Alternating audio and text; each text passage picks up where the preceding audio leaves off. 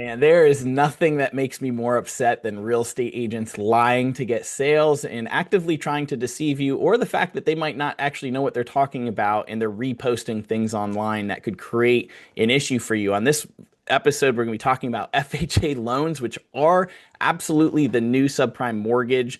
And it is a crisis already. And the government is starting to realize this after they've taken over the FHFA and FHA infrastructure, looking at the loans and seeing how much delinquency we have. So let's dig into how this could impact you, and could we see a massive foreclosure wave this time next year? So again, agents are saying insane things on social media, and I know the last one was date the rate, marry the house, but that only works if home prices go up and rates go down. And that is the exact opposite of what we're seeing. We're seeing rates actually have come up since that slogan went viral, and then prices have come down. So people are stuck in their houses. And so it was a stupid slogan. We called it out. We actually had an agent leave our company over it. Because I said, hey, I don't like, this is why, and the math behind it, and they just didn't care, and they just want to say these silly slogans, and lenders did it too, and they're guilty. But now here's the new one that's circulating. The headlines say foreclosures are up. They're up about nationwide, about 11%. Filings are up, but the truth the media doesn't explain. So this is funny. They're trying to get to truths, but they don't understand the market at all. So here's the list of foreclosures. And it looks like they're skipping a few years. So it's actually just pulled data from the peaks to the bottoms. And you can see that year to date, 2025, 21,000 foreclosures. Of course, there's low number of foreclosures because there's been loan loss mitigation workout programs for FHA and VA, the most risky types of borrowing since 2020. All these programs were put in place where we haven't had many, if any, foreclosures come through the system. So the government's completely manipulating the situation. So when you look at this chart, sure, it might make sense in the beginning when you're initially looking at it, but it's not for the reason you think. And it's not because the housing market is healthy. It's actually because the government has been manipulating the housing market.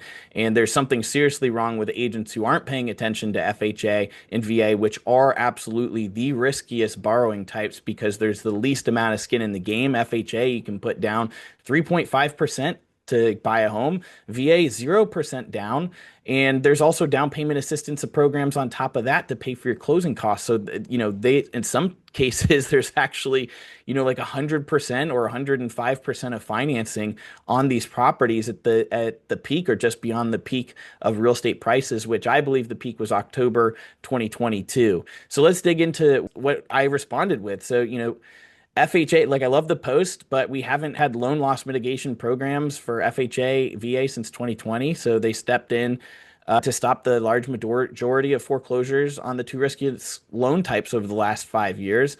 FHA, this is the big thing you need to know, is changing their workouts. So there are no more workouts on these loan loss mitigation programs starting September 30th. That is this month. So you're likely, if the government does nothing, you are going to see a wave of foreclosures starting mid next year, probably Q2 next year. We're going to see a massive amount of foreclosures come through. And here in Jacksonville specifically, I've done the math and looked at the origination for FHA. Just FHA alone, just over the last 3 to 4 years, could add up to 6,000 more for active listings on the market based on today's delinquency rate.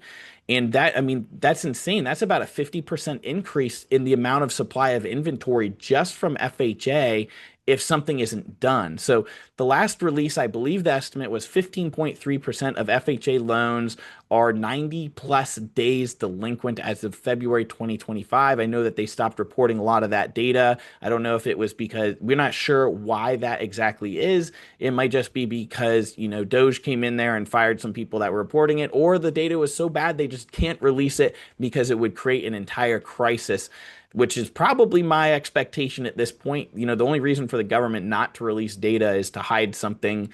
And I actually have a healthy distrust of the government as I get older every single year with the things that they do with manipulating our markets and basically lying to us on what they're going to do. So I guess that's just a part of getting older and watching it all play out. But look, FHA absolutely is the new subprime. To be able to get these loans, you can have a 580 credit score, very low credit score, and then they actually have some workarounds around that. You only need 3.5% down payment. You can combine it with a DPA, which is a down payment assistance programs. Here in Jacksonville, we have programs where you can get up to $35,000 from the local government for a down payment assistance program for in the form of a second mortgage that you can put on the property at the time of purchasing. So not only do you get the you only have to put 3.5% down, but you can actually fund those closing costs and the down payment assistance with a second loan, which is insanely risky. And by the way, just an interesting fact here, 46% of first-time buyers actually use FHA.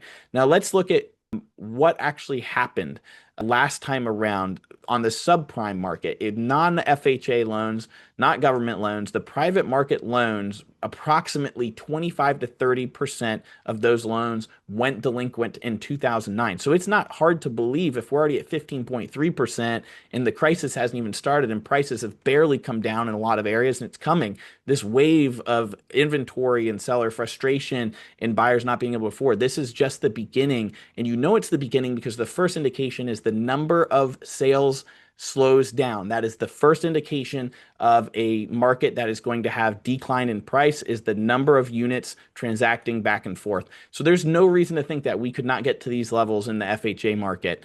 And the FHA, just so you understand, is it insures mortgages, especially for these first-time home buyers, low income and lower credit borrowers. And this is to help, prop up the market and have these first-time home buyers be able to get into the market. This was a lot of the market. This actually spiked in 2008, 2009, because these were the type of programs that led to people being able to purchase in these hard times and continue to move the market. So total delinquency in peak 2009 was about 9 to 10% of loans, and then the total delinquency, including the foreclosures, was about 15 to 17%. In Florida specifically, it is a lot worse, okay? So Florida saw 20% plus FHA delinquency in 2009, 2010.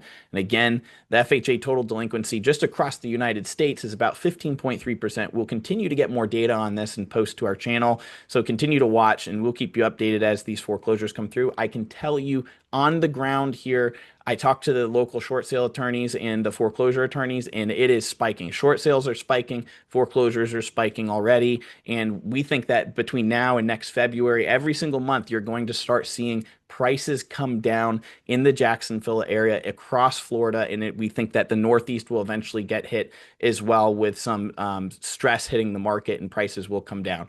Now, here's what you need to know. Again, there's no workouts after September 30th. There's about 8 million FHA borrowers in the United States today, and 21.4% of all loans originated in 2024 were FHA. Just from being on the ground and doing so many sales year after year after year, I can tell you at the end of the cycle, you start to see more and more FHA loans. That is exactly what we're seeing right now. We're not seeing as many borrowers be able to come in with 20% down, with 800 credit scores. Right now we're seeing two things. We're seeing cash buyers from the Northeast or California come in and purchase, and because they have cash, it doesn't matter to them, and they're already built their wealth.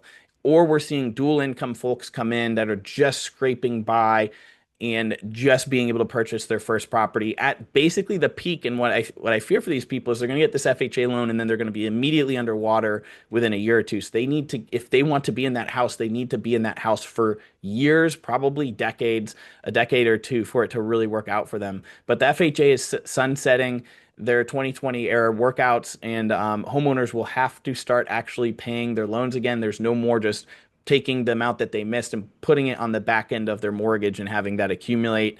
That starts again September 30th. So mark that in your calendars. There's going to be a lot more information in the news about this. And if the government doesn't step in, I think it could get pretty nasty out there. So by mid 2026, we will see this foreclosure wave. This is crazy. This is a chart already that is in Jacksonville, Florida. All those green dots are active listings. Just 4 years ago, you couldn't even see there were 5 dots in every area. Now they're overlapping each other. You can barely see the word Jacksonville here. But, from just FHA alone, there could be add to these green dots another 6,000 active listings here if nothing changes from here on out until next year. And just to remind you, Florida has more housing of inventory than the entire Northeast. It is absolutely skyrocketing here. You can see that we're all the way past 2017 numbers of housing supply. There's a lot of reasons for this that we can dig into. So number one is 68% of consumers live paycheck to paycheck. This is especially true in Florida. The wages have just not kept up with the housing prices. And housing prices have just completely skyrocketed because the government has manipulated mortgage rates by buying mortgage-backed securities through the Federal Reserve, which, 50 to 80% of housing appreciation is due to falling interest rates. And now we're seeing the exact opposite, right? So if you have a 4% increase in mortgage rate in a short period of time, you should see to follow a 40 to 50% decrease in the price to adjust for that payment because we live in a payment economy. Now, the other issue that Florida has specifically is we have a negative birth rate, which means there's more people dying here than are being born, and this is actually moving quicker. So about 22% of people are boomers or older, and it's sad to say it, but I mean these people are passing away, and about 70% of those homes will be sold off when they go to their heirs. Migration is down about 80% from the peak in 2023. And that's a huge problem because if we don't have migration and we have a negative birth rate, who's going to be moving here? It just doesn't add up. How are we going to sell houses? Where's the household formation? Where's the demographics that are going to support this housing market? Rental prices are already falling. We're seeing just like multifamily completely overbuilt, these brand new apartment buildings that are, have people flipping signs on the side of the street saying 3 months free rent. They're begging people to come rent their units and to fill them up for the banks before they default. And we're already at the lower number of unit sales than the great financial crisis. And the population has increased about 20% since the great financial crisis. So that's really bad. Prices are dropping. We're seeing about a 10 to 15% drop in many areas around town. And the builders continue to build all these houses that they have to basically finish their communities. And the affordability crisis is in full swing. The ultimate problem is, again, the wages are not there to support the payments required to purchase a property at $400,000, $500,000, which is the median price point is $400,000 locally. And also, it's cheaper to rent than to buy. In a lot of situations, you can rent for $500, $600 less and get free month's rent in some of these beautiful new apartment buildings just for moving in and signing a 15-month lease. So the home builders are still building because they must finish their projects once they start them. So we're seeing brand new single family rental communities. What the builders are doing is they're freaking out and actually fire selling them to single family rental aggregators. And it's just an entire community of single family homes that are just being bought to rent. My fear there is that we already have an oversupply of rentals right now. You would be surprised at how many rentals have come on the market. When a seller gets frustrated and they can't sell their house, they instantly just turn it around and turn it into a rental. That's their first option. When they can't get the rent amount that they want, then they start looking at the price again and saying, "Oh, should I actually try to sell it now for a price that is actually reasonable?" But look, is the answer more government intervention to prevent the damage caused by the government intervention? That's what Scott Bessent seems to think, and he's in the Trump administration, is they're looking to figure out how do we support this housing market that's deteriorating quickly. That's about 18% of GDP and could really impact the administration in the midterms next year. How do we prop everything up so we can continue to keep control? This isn't a criticism of the administration. Both administrations play politics and try to do whatever they can economically to stay in power. The number one factor for people to get votes is a healthy economy. Unfortunately, I don't think that's going to be the case here. Next year is looking to be really, really rough, and going into the end of the year, we think that prices will come down. And I don't think that government intervention is the right way to go. So the question is, do you see foreclosures in your area? Are you seeing short sales? We'd love to see you drop in the comments what you're seeing on the ground. We're seeing tons of active listings come on the market and then come off the market when they can't get the price that they want and then come back on the market. It's just this whipsaw effect. We expect to see this going into the end of the year until the sellers really start to realize, okay, wow, I do need to reduce the price and I understand why. Then secondly, tell me what you think about this. The property tax insurance repairs are just crushing homeowners and investors basically as well. I mean, tax has gone up almost double. Insurance is up 72%. Over the last 5 years, repair costs are up more than 50%. Are you getting crushed on this in your home that you're living in right now? And is this another case, again, just to go and rent property and it would be cheaper than to have these additional costs out there. And it sucks, but this is the way it is right now. I don't think more government intervention is the solution to the housing market. I think we need prices simply to just come down and let the market be a free market for some period of time.